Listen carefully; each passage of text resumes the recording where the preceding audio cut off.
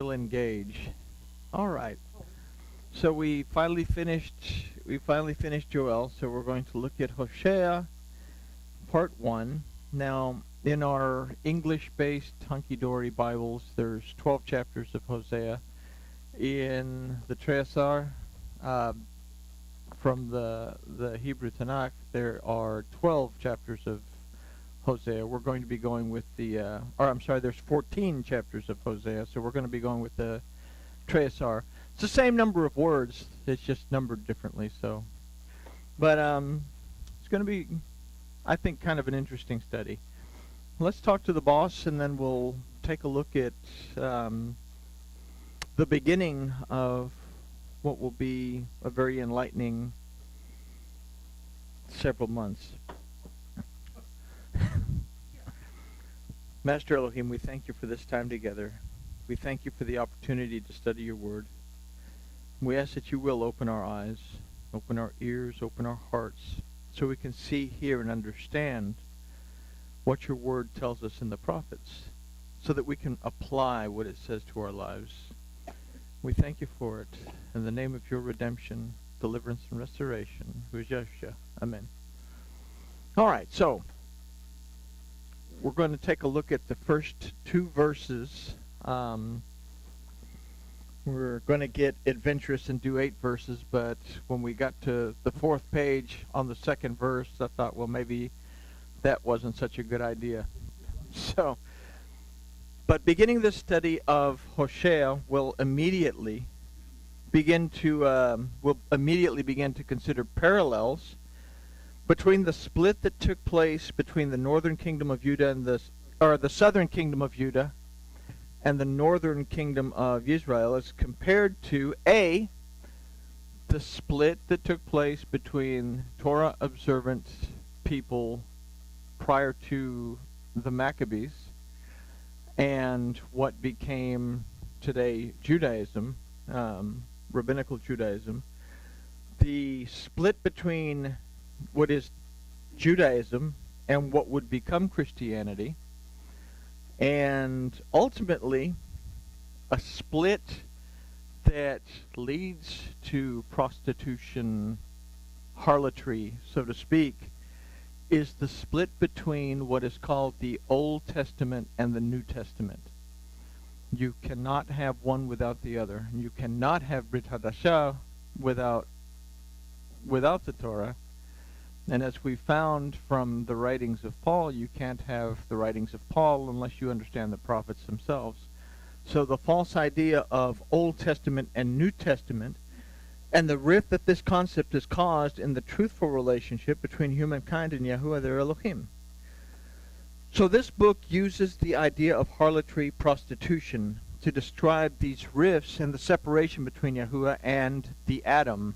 Now I say the Adam, the word Adam as a whole means humankind. When it talks about Adam in the beginning, it wasn't just talking about some guy named Adam. It was talking about all of us. But the rift between Elohim and humankind, that so much so that Yahuwah says to Hoshea in this book, or in this book of prophecy, my people are destroyed for their lack of knowledge. So we're going to kind of delve into the first verse and kind of take a little bit of a history lesson, not a whole lot of a history lesson, but the first verse says, the word of Yahuwah that came to Hoshea the son of Beeri in the days of Uzziah, Jotham, Ahaz, and Hezekiah, kings of Judah, and in the days of Jeroboam the son of Joash, king of Israel. So we start with the word of Yahuwah that came to Hoshea that sets the tone for the book. The word used for word is devar, meaning proclamation, declaration, commandment, and promise. And it comes from Yahuwah. From the root chaya means to exist and has existed. The root yihyeh that means will exist. So the name Yahuwah means existence in everything at every time. The name is followed by the word Asher, which means that, but also asks questions: when, which, how, and what. And the word that for that came is Chaya, that literally means to be. It means to exist. That Hoshea means deliverance or preservation. And the word El that precedes it, that is used for to, also means in reference to, regarding, on account of, and according to. So we can compile all these definitions into an idea that tells us what is going to be declared, proclaimed, commanded, and promised by Yahweh to Hoshea is regarding every aspect of our deliverance at every time of our existence. This first phrase may incite within us the desire to pay close attention to what the entire book has to tell us. So, this book of prophecy deals with every aspect of our relationship with Elohim. And it deals with every aspect of our redemption, our deliverance, and our restoration. Or not. Because again, we're going to see throughout the book that it also deals with harlotry. So are we willing, we're going to find out, are we willing to, I guess in a sense, be a good bride or a not so good bride, so to speak. So, the next phrase is the son of Biri, that begins with the word ben, that means son, but from the root bana means to restore and to establish. And the name Biri means well or spring of water, in other words, the source of water. But the root of this name is ba'ar, that means to make clear, to make plain, to clarify, and to make a distinction. But it also means something that's engraved letters on a tablet. Okay, so if we take it a little bit farther back to Proto-Hebrew, it's going to give us an idea of engraving letters on a tablet for clarity. We write ourselves notes before we go to the grocery store so we won't forget anything. So, kind of an idea. Now, we consider that from these definitions, what this book will do is restore and establish the clarity of the tablets. We say, well, what were the tablets? We can think, okay, it's going to reestablish the clarity of the Torah. What's going on here? The people have neglected the Torah of Elohim to go after other Elohim. They've committed adultery. So they need to clarify the Torah and bring the people back. And we'll see this especially with the King Hezekiah when we get to him, the things that he did. And prior to him, things that were already in place that had been started by Jehoshaphat. So, the next phrase is, in the days of Uzziah, Jotham, Ahaz, and Hezekiah, kings of Judah. So the word for in the days is bemei, that comes from the root yom. How they get yom out of bemei, I don't know, but makes sense to me. But yom, we say, okay, yom means a day, but yom also means a period of time. The days of, and these are the periods of time of these particular, it can also mean lifetimes. These are the lifetimes of these kings. So, but it refers to periods of time. So what we have to consider is the names of these kings and their actions according to Kings and Chronicles. They all did certain things that are historically recorded. So we look at what they did, equate it to the name that they have, and get an idea of what this particular, why does it even mention these kings, other than to give us a historical context. Okay, Hosea was around during the time of these kings. But, so we have to consider the names of these kings and their actions so that we can formulate and consider the concepts that their periods of time represent to us. What we're going to see throughout this book of Hoshea is the little helical thing that we talked about, the helical time, that we go through a period of okay, transgression, redemption, restoration, okay, transgression, and it's a constant. Torah time goes like this.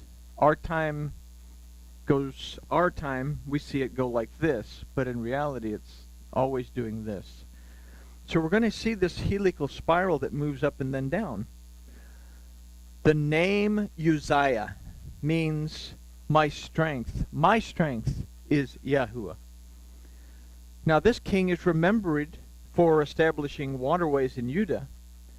He was a good king. He was a good administrator. But he's not remembered as a good king because he was arrogant, and he went into the temple and he put incense in the censer thingy, and he told the priest to get out of the way. I'm going to burn incense for myself. And they were all appalled because he threw a fit, and he went in there and he burned the incense, and he became leprous. Okay? So it means my strength is Yahweh. But he's remembered for his waterways, but he attempted to offer incense before Yahweh and became a leper. And he lived in a house outside the city, as all good lepers would have to live outside the city. But as he was a king, he got to stay in a house. Now, his son was named Jotham. That means Yahuwah is perfect. And Jotham reigned in his place as regent, and he is remembered as one of the kings who did what was right in the eyes of Yahuwah. Now, he is credited for expanding and strengthening the southern kingdom of Judah. Now, the king Uzziah and Jotham are also credited along with Jeroboam because they got together and they made a treaty. And they said, we're going to have peace, we're going to work together, we're going to reestablish trade routes. I'm getting way ahead of myself, but it's okay. Both kingdoms flourished under these two kings. They did a lot of good things together. So his name was Jotham, meaning Yahuwah is perfect. He was regent. Now he is credited for expanding and strengthening the southern kingdom of Judah. So up till this point we have pretty good kings. But his son was Ahaz. That means he has grasp, but it also means to settle. Okay? As in to settle for something. It means to settle. Ahaz was a king who did evil in the eyes of Yahuwah. And Ahaz reinstated many of the pagan practices that were halted under Uzziah and Jotham. Under his rule, Judah became weak. They were invaded by a lot of very nasty peoples. So, again, the kingdom of Judah became weak. And lastly, we have King Hezekiah. Literally it's Yehezekiah, but Hezekiah will do.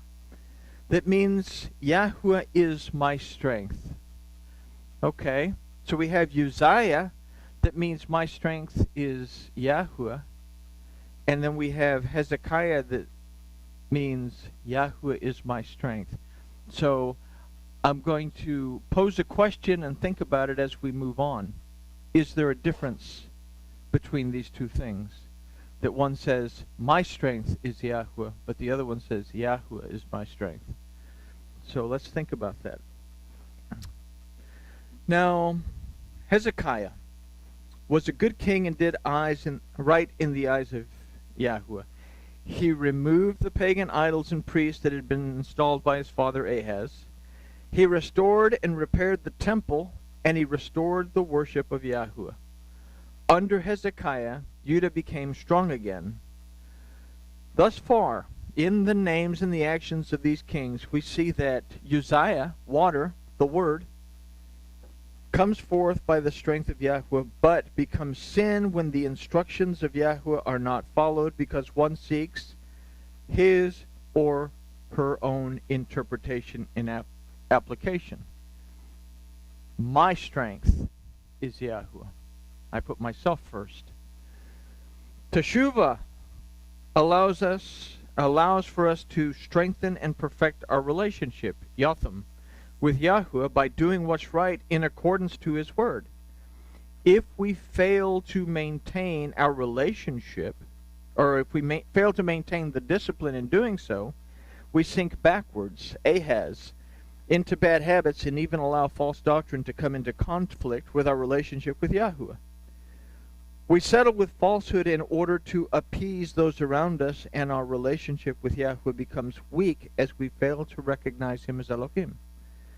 Teshuvah, Hezekiah, allows for us to understand that we have no strength in ourselves alone, because Yahweh is my strength. Yahweh is our strength. We cease to follow pagan practices and dogma. We restore our temple so that we are once again the Spirit of Yahweh resides within, and as a result, our gratitude and praise of Yahweh is again strengthened. The kings of Judah. We enter the royal house of Yahweh in gratitude and praise. So, it's a lot of information from just 4 kings, but we see that within the names of those kings and the actions that they took, teach us lessons about how to apply this to our lives. And it's a check and balance system. Am I slipping off to this side, or am I slipping off to this side? Where's my dedication at? And we'll be able to look at that idea a lot more clearer with these kings that are going to be discussed from Israel. So the next verse says, or the next phrase actually says, in the days of Jeroboam, the son of Joash, king of Israel. So again, we can consider the helical period of time in the phrase, and in the days. Now the name Jeroboam means the people will argue or quarrel or contend or have strife. Jeroboam means the people will argue, contend, have strife, not get along with each other.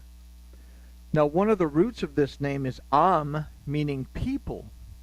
That comes from a root Amam that means dark or dim. And both of these words have the root letter of these words is the ayin that means eye. It means to perceive. The first time that we see the ayin as a root of a word in the Torah is in a rev that tells us, is it dark or is it light? Because in the evening time you look outside and it's, oh, well, I'm not sure. So we get an idea then from his name, what his name means, and the roots of his name, that a dark or dim perception that causes the contention, arguments, quarrels, and strife amongst the people. Jeroboam of Israel established a strong alliance with Uzziah of Judah, and as a result, trade routes with the neighboring kingdoms were also reestablished, increasing wealth and prestige. Both the northern and the southern kingdoms prospered. And it was in the midst of this prosperity that the people of both kingdoms began to grow lax in the worship of Yahweh Elohim in order to pursue material prosperity. It's interesting that in keeping up with the Joneses, everybody's familiar with the phrase keeping up with the Joneses. People tend to contend with each other to see who can have bigger or better. We can't be happy that somebody got something nice. We want to get something nicer. So, and this is what's happening here. So any desire to have a real relationship with God, much less Yahuwah Elohim, kind of falls by the wayside. So it's no wonder that the religious observance under Jeroboam became superficial and meaningless. It's a good thing that religious observance nowadays is not superficial and meaningless. The name Yoash means given by Yahuwah. Now that can kind of be, a mind twister, a mind bender, this idea that, well, God gave it to me. So let's take a look. Yoash will illustrate something established by the information that we've considered about Jeroboam. An interesting story about Yoash is that he went to consult an aging Elisha. Yoash was having some problems with around Damascus. Syria on the northern border was kind of pressuring in, and something had to be done. So he goes to Elisha to get some advice. Are we going to get out of this? And Elisha the prophet told him to shoot an arrow through a window which would illustrate Joash's victory over Aram Damascus in Syria. Then Elisha said to shoot arrows into the ground. Probably Joash is looking at this old guy saying, this guy's just like lost his marbles. I'll just shoot a few of them just to kind of appease the old guy. So Joash only shot 3. But because he didn't bother to strive to shoot more, he was told that he would have victory, but that he would never regain the full strength of the kingdom of Israel. So if we consider Jeroboam to represent laxity in building a real relationship with Yahweh, being sidetracked by dark or dim perception, brought on by material gain and prosperity, then we can see in Joash a lack of effort to restore and establish a solid relationship where Elohim prevails. He only shot 3 arrows. He could have shot them all. What would it hurt? What would it have hurt for him to shoot more arrows? What does the word yada mean? It's one of the roots of Torah. It means to shoot an arrow straight, or to shoot an arrow. He didn't put forth the effort in the Torah. He didn't put forth the effort in the instruction of Elohim. Or we don't put forth the effort in the instruction of Elohim, is what we learn from this. So, both of these kings of Israel illustrate the negative meaning of Israel. And we have a positive meaning of Israel. That means that Elohim prevails. Elohim is greater than we are. But we also have a negative side of it that means to wrestle with, or to contend, or to fight against Elohim. So to struggle or wrestle with Elohim. People may give glory to God. Yoash means given by Yahweh. But their heart and spirit is far removed from Yahweh, their mighty judge, that has the authority to redeem, deliver, and restore them. They have a type of reverence, but they deny the power of Yahweh Elohim. Jeroboam was the son of Joash. So we can formulate an idea from this phrase that says, a laxity in worship, Jeroboam, due to a dark or dim perception of a relationship with Yahweh Elohim because of material gain and prosperity, is established by and because no effort is put into building a real and lasting relationship with Yahweh Elohim. Joash didn't put forth the effort to shoot the arrows. Jeroboam prospered everything. And people fell away from Elohim because they were doing so great. So we can consider an overall idea presented in this verse that would say something like this. Thus far, in the names and the actions of these kings, we see that Uzziah, water, the word, comes forth by the strength of Yahuwah, but becomes sin when the instructions of Yahuwah are not followed because one seeks his or her own interpretation and application. Teshuvah allows for us to strengthen and perfect our relationship, Yotham, with Yahuwah by doing what is right in accordance with His Word.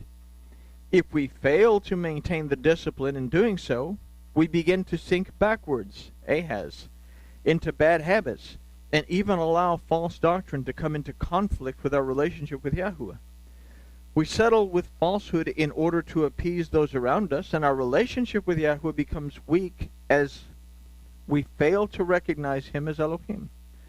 Teshuvah, Hezekiah, allows us to understand that we have no strength in ourselves alone. Yahuwah is our strength. We cease to follow the pagan practices and dogma. We restore our temple so that once again the Spirit of Yahuwah resides within, and as a result our gratitude and praise of Yahuwah is again strengthened. We enter the royal house of Yahuwah in gratitude and praise.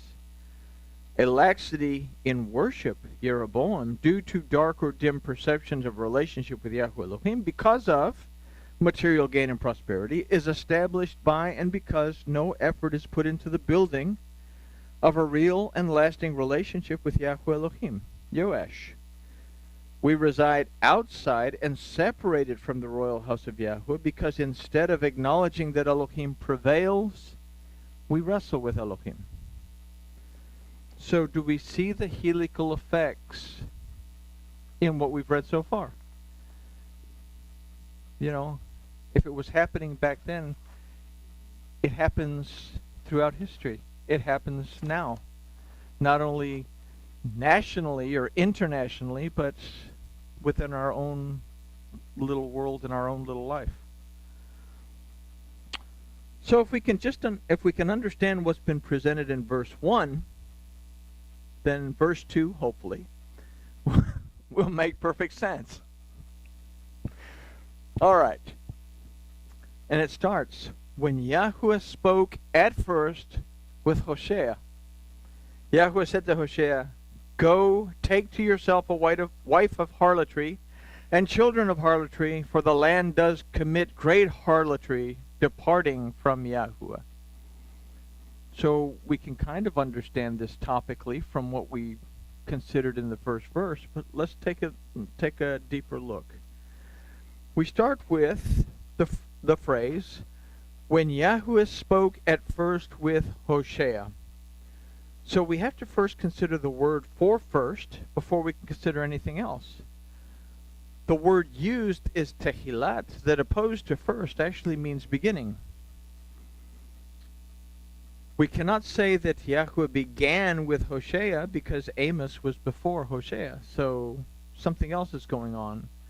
So let's consider a more accurate translation and the concept that it gives us. Literally, this phrase should read, the beginning of the word of Yahuwah by Hosea. Now, that in and of itself tells us a whole lot.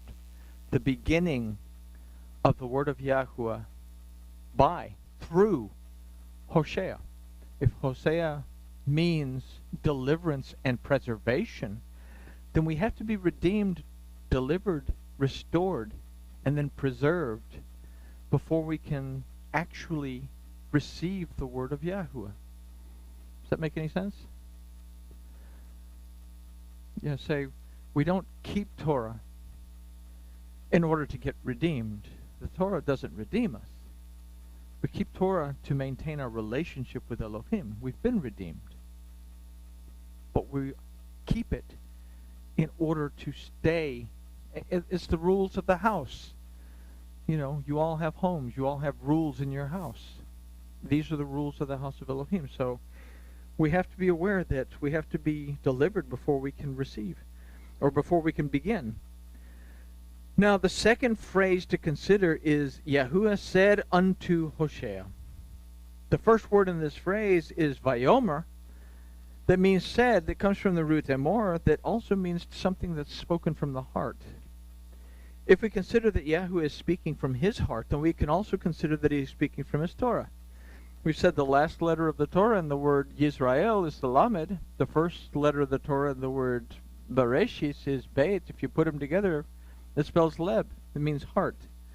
So something that he is speaking from his heart, from his Torah. The word El that's used for to also means in reference to, regarding, on account of, and according to. And the name Hoshea means deliverance and to preserve.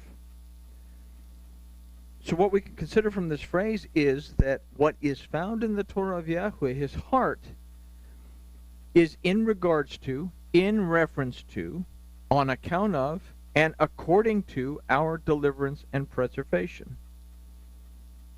We can consider that it is our deliverance from what we considered in verse 1 that we need to be delivered from. We have to be preserved. We have to recognize what's going on in verse 1 and then seek the word of Elohim in order to be preserved from that. Not necessarily delivered. The idea is to be preserved so that we don't fall into those enticements that are thrown at us. Everybody with me?